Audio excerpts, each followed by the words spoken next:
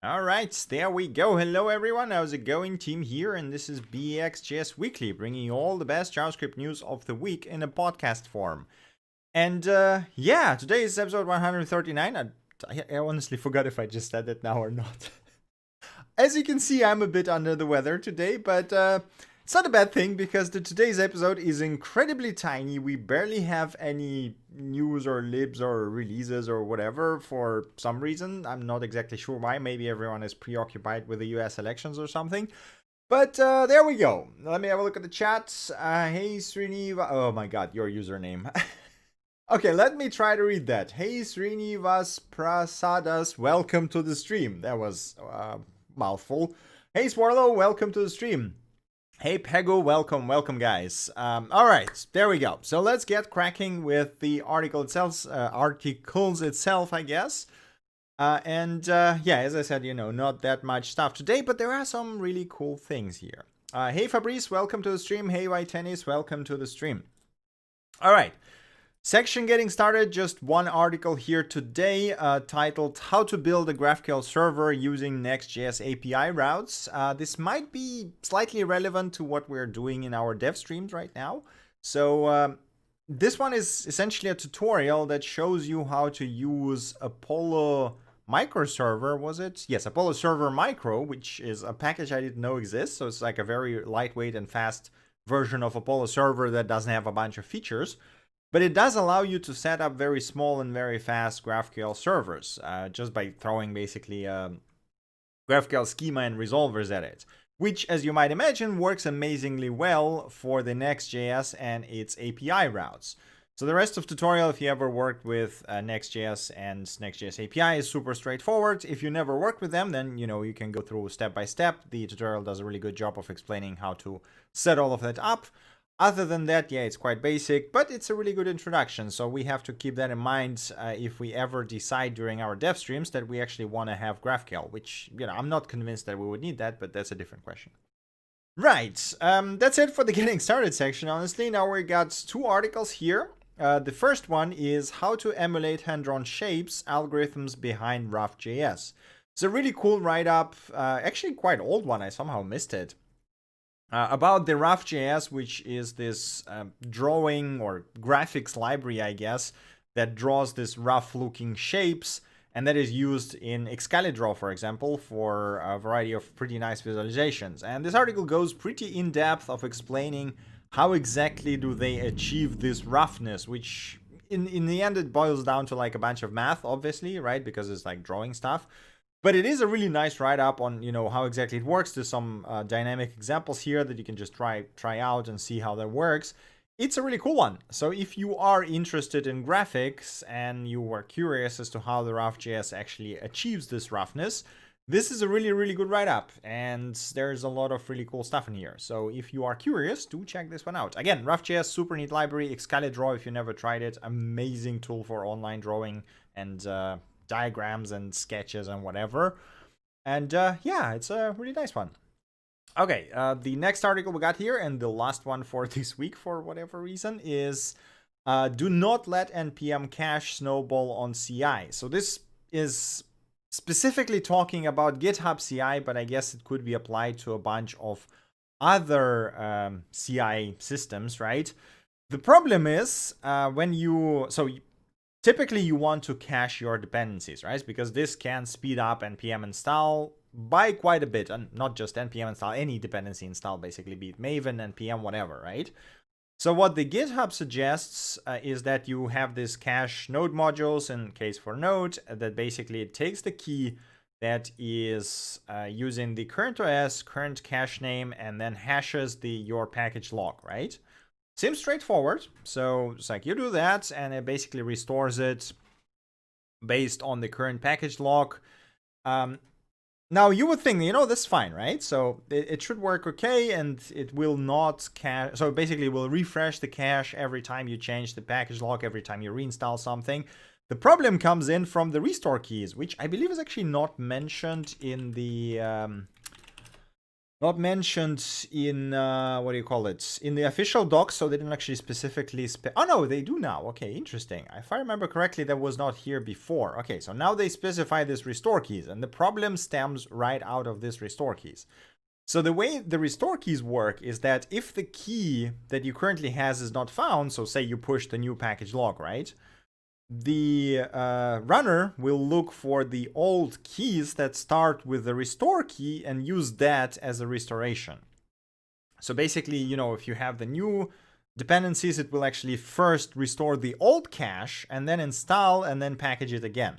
And you can see where this leads, right? So if you restore the old, install the new deps, you will get a cache that will basically continuously grow and grow and grow and grow. And yeah, that's not exactly a good situation to be in, right? So you basically have to either tweak your restore key manually, which is a pretty tricky thing to do, to be honest. Or thanks to Gleb here, who wrote this article, he made a super nice package that is called Bakhmutov npm install. It's especially basically a GitHub action thingy, specifically again for GitHub actions, that just does all of that for you. So you just, you know, do npm install, the Bakhmutov npm install instead of your caching and npm installing, and it will handle the cache for you, which is super convenient. So, you know, if you're using GitHub and want to speed things up a bit, because snowballing of the cache, like this, the current design of the cache strategy in GitHub will mean that you essentially will exponentially grow in cache whenever you change dependencies. And at some point, it's just going to slow you down instead of speeding up your builds, which is kind of mind-blowing when you think about it. But anyway, amazing write-up, really cool package. So if you are curious, do check this one out. Again, super cool tips here. I probably should implement some of that in my projects. Again, most of my projects are super tiny, so it shouldn't matter too much, but still, would be nice to see if GitHub can address this on the fundamental level, because I feel like this should be, you know, you shouldn't have to do those additional actions to actually make the CI cache work correctly. Let's put it this way. But yeah, it's, again, really good write-up, so do check it out if you're using the GitHub CI and you're using cache there. Let me have a look at the chat. How would GraphQL scale benefit with Next.js serverless API? Well, I mean, benefit is obviously the GraphQL ecosystem, right, as usual. And the scaling, since you are starting this microserver within the API calls, so this is essentially just assembling the server on every function call, which is probably not as efficient as just the calling API, because that means every API call will result in, you know, building schema, assembling all of that stuff, and then creating the server. I assume there is probably some GraphQL servers that are actually optimized for serverless execution, because it doesn't sound like, you know, it would be too hard to actually allow a developer to pre-compile the schema and then just load it already compiled model. So, but yeah, I mean, this is just one way of doing it. It's probably way less efficient than just a basic API, but it should work on serverless environment, albeit, you know, a bit slower, but yeah. Hey, Nitzan, welcome to the stream. Hey, Umar, Umar, no. Hey, Kumar, welcome to the stream. I just had to butcher your name, didn't I? All right, continuing, we got tips, tricks, and bit-sized awesomeness. We got 4 things here today, starting with really cool, I guess you could call it a showcase. So basically, Google Meets is now adding the background features, you know, the same thing you had in Zoom or whatever, Skype, Microsoft Teams, which allows you to essentially swap your backgrounds during the video call dynamically.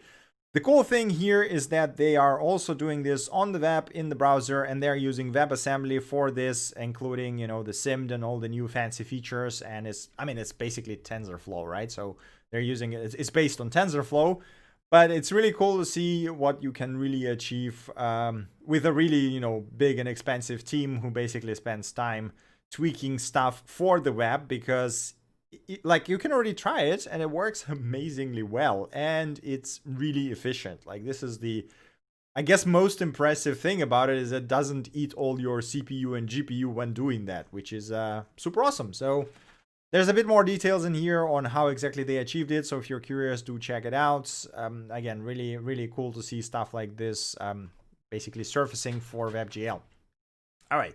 Next thing we got here is this tiny tip from Mr. Adi Osmani on the JavaScript Self-Profiling API. If you didn't know, there is a performance API available in, I believe, both Node and browsers, which can allow you to essentially profile the code from within the code itself by just running a couple of commands and then send it to analytics or, view it in DevTools or whatever, which is sometimes incredibly handy. So if you didn't know, now you do.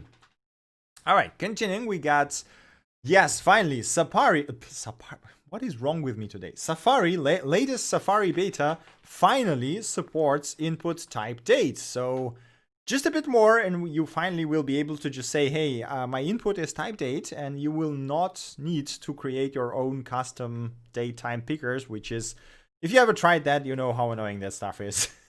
So it's great that we're finally getting native elements in all of the browsers, and it seems like it's going to be coming in the newish updates of iOS and macOS, which is kind of great. Right, so the last thing we got here is there is apparently a new proposal for new HTTP method called search, which I think is well overdue because, like, I could use that method a few times to be a bit more clear as to what API does.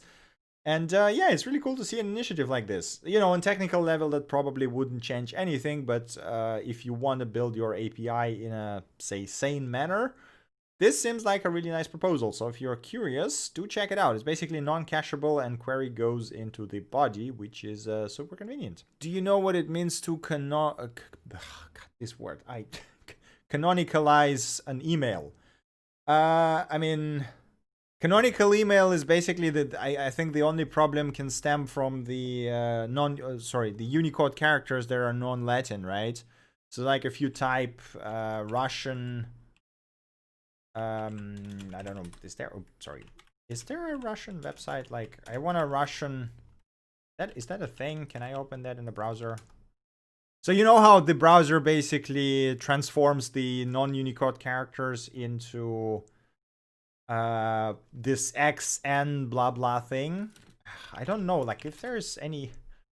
Now I'm trying to remember if there's any like Russian title or the Russian URL website that I can open to show that, but I honestly don't remember. So if I go HTTP, I know. Okay. Oh yeah, there you go. Okay, so but whatever. So this is basically the canonical representation of the Cyrillic URL that I've typed in, right? And I'm guessing this is probably the only thing that comes to mind, because other than that, so long as you have the @ symbol in there and domain name, and then before the @ symbol you has username, this should work, or I guess the ID, right? So there's nothing non-canonical about that. Have you checked out Quick? No, I have not yet. Like, I've read through the basic descriptions of it, I guess, but I have not played around with it myself yet. Maybe we'll do it at some point. Anyway, continuing, we got releases section. We got 3 of them here today, starting with Node.js version 14.1, which is the current non-LTS release, which adds the diagnostics channel, which is an experimental module that allows you to, basically gives you an API to create named channels to report arbitrary messages for diagnostic purposes that are essentially done off the thread and do not clutter your main logic, which is super cool. So if you ever wanted to do some, fancy diagnostics in the background for your processes, now you can, and it actually looks really, really cool. There's also the new spawn event for the child processes that basically will come before you start receiving data from std out, std air, which can be handy in some cases. Like, I mean, I've worked with child processes quite a bit, especially in projects like Exaframe, but most of the time it doesn't really matter to know, at least, in my cases, it wasn't too much problem to know when the event spawned instead of, getting the actual output. But yeah, I guess it's handy to have. And you can now change the DNS resolution locally for your specific instance, which is also quite handy for some cases. And yeah, there's like a bunch of other quite significant changes, to be honest. So do make sure to check it out if you are working with it, or I guess if you can work with the latest version of Nodes, because there's still some roughness here and there. LTS is basically preferred, but there we go.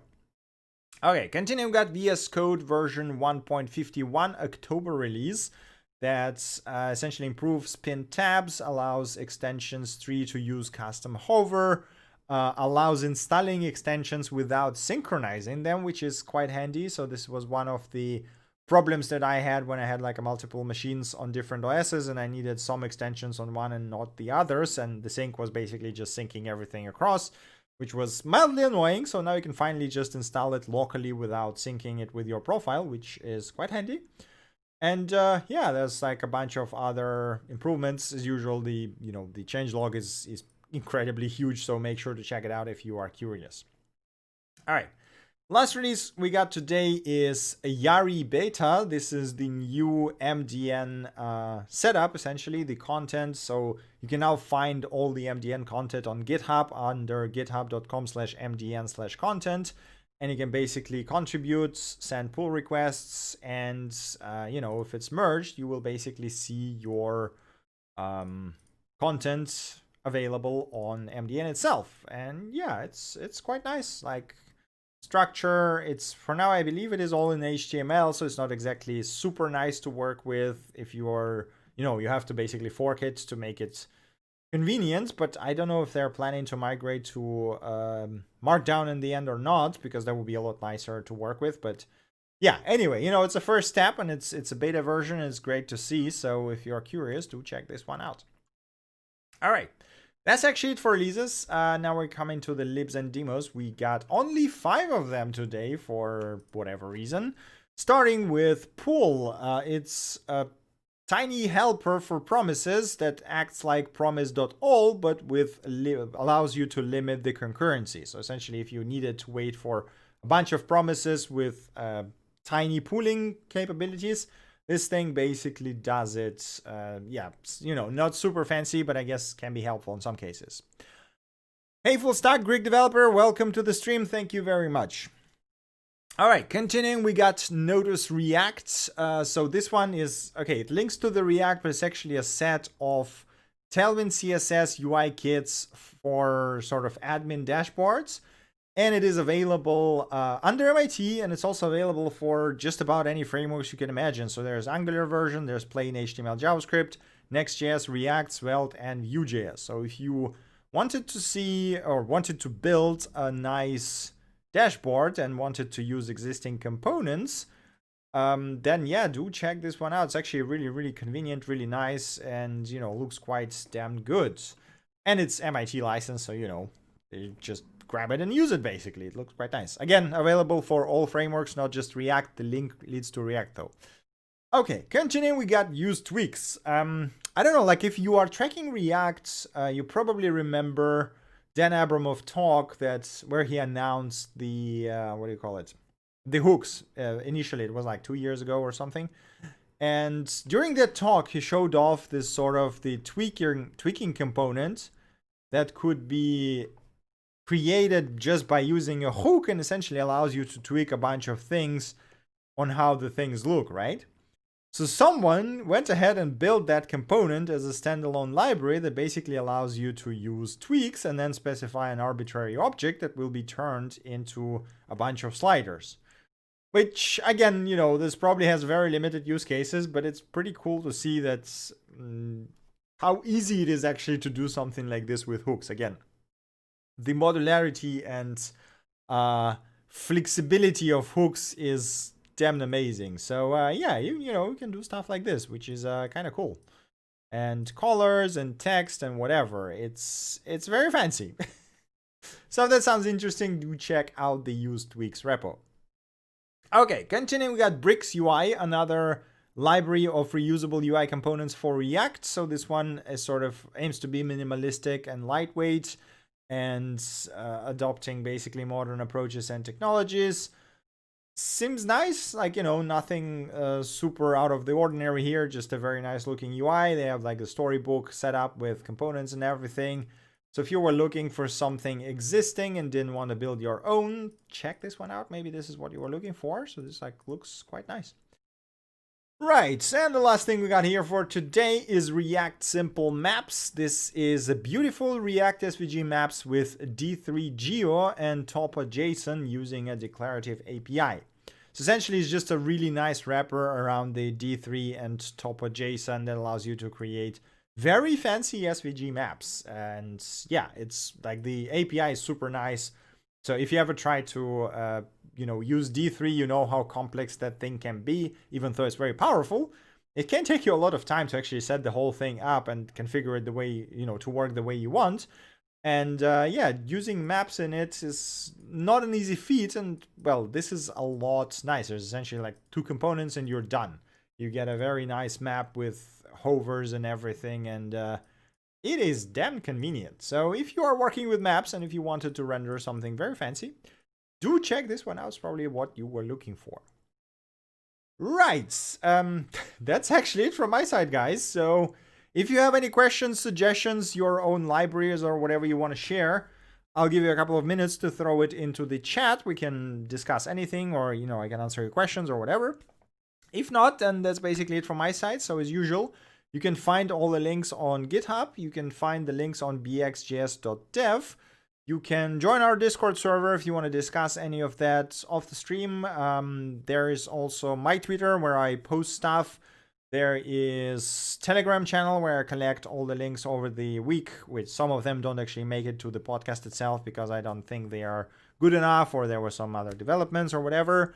And that's basically it. Next.js 10. Yes, Next.js 10 was on the last episode, right? If I remember correctly, it was released 2 weeks ago. God, what am I doing? It was released 2 weeks ago, so it was on the last episode. Yes, it was on the last episode. So there you go. That's already outdated.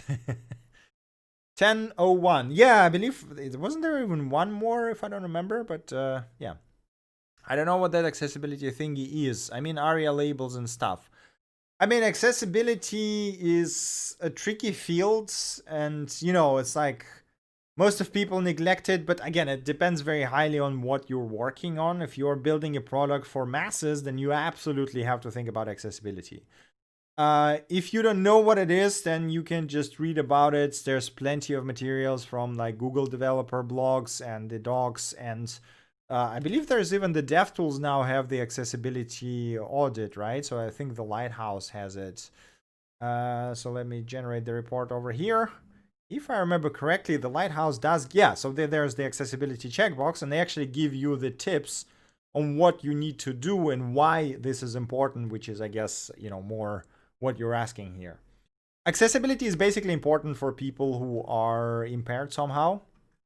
But yeah, have I tried Remix already? No, it is like, if I remember correctly, it is only in paid beta right now, right? So I think they were saying that they're gonna release the sort of open source version of it that is gonna be for non-commercial users, and I'm basically waiting for that. I just don't have any use cases that would justify paying €250 or $250 per year, right? Especially right now, since I don't really have a job now.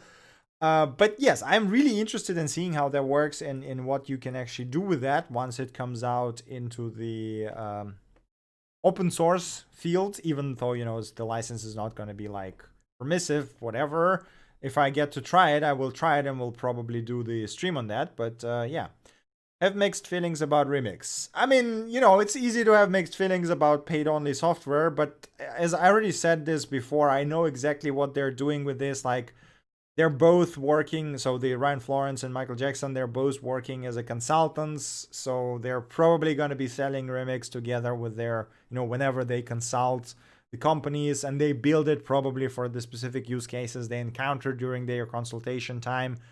Because, like, if you consult long enough, you're going to see the same problems everywhere, and you'll be like, okay, so if I build a framework that will address those, then I can just sell it in addition to my consultation, which is super nice. So it's good, it's great that they did this. And again, but I already said that I know what they're doing, I know why they're doing it, but it's going to be very hard to compete with Next.js, as I said, because that thing is a powerhouse, and it's not tied to being paid only, because they literally make money on the Vercel, and they just tie it into Next.js a bit, and that's good enough for them. So it's like, but we'll see how that develops. Like, I'm really curious to look at the open source version, if or when they ever release it, right?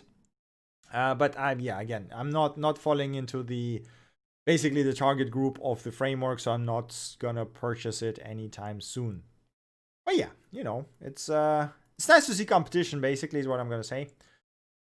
Right. Any more questions, suggestions, or whatever else? Okay, I see the comment in the chat there. What do you think about working for FANG companies? I mean, if that's your thing, go for it. Like, I've tried working in enterprise. I just didn't like it. Again, maybe it was just my experience, but yeah, it's like those companies typically tend to be very slow unless you get into like R&D department or something, right? So you are going to be very relaxed, very chill, very slow going. You're going to work on technologies that are like 10 years old, which is perfectly fine. If that's your thing, go for it. But yeah. What's the latest Angular version? That's a good question. Angular, what was it, like 14 or something? I think it was like 12 or 14 or whatever. Docs. Angular, what is the version? I'm pretty sure it was like above 10 already. If I remember correctly. 10. Yeah, there you go. It is actually version 10. So, but yeah, Angular, I mean, they're basically, so you actually have the legacy Angular, which is Angular 2, I believe, right? And then you got the new ones that sort of have the pretty clear way to upgrade. So yeah, it's not that. Essentially, if you're not using a very old version, it should not be too much of a problem to upgrade to the latest one. Thanks, I'm back for the task manager. Yeah, we're gonna continue with the task manager on Wednesday as we usually do. I'll see if I got more time during the week. There might be a case where we do this earlier, but basically Wednesday for sure. Maybe Tuesday, maybe Friday. I'm not sure. We're gonna see basically. So we're in the latest stages of writing the proposal, so I might have a bit more free time of doing actual coding there. Hey Gregors, welcome to the stream. We're actually wrapping up here because today's episode was incredibly tiny, man. But yes, so if you guys have any more questions, suggestions, or anything else you want to discuss, feel free to throw them in the chat. If not, then there was like half an hour episode that was incredibly tiny. React Native stuff anytime soon. Well, I mean, so basically the idea is that if you guys like how the task manager goes, we can extend it with React Native. We can extend it with basically whatever else. There's like the possibilities. So what I like about that project is that it's really easy to extend it into more stuff, right?